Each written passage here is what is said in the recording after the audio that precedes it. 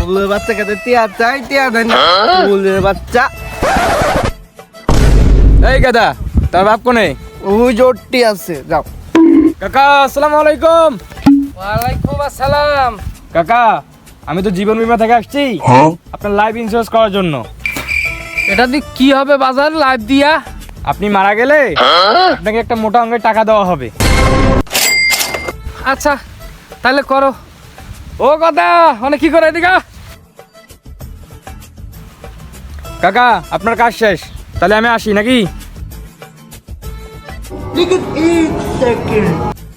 এ কাকা, কই যাইতেছেন? টিয়া দিয়ে যাবেন না? এই এখন কিসের টাকা? তোমার বাবা মারা যাওয়ার পর তোমার টাকা পাবা। এই যে মোচা।